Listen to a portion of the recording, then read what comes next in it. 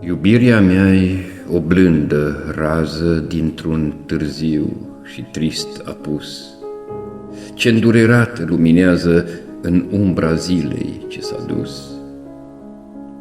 Frumoasa mea rătăcitoare, cu ochii în veci spre răsărit, privește o rază care moare și se cufundă în asfințit.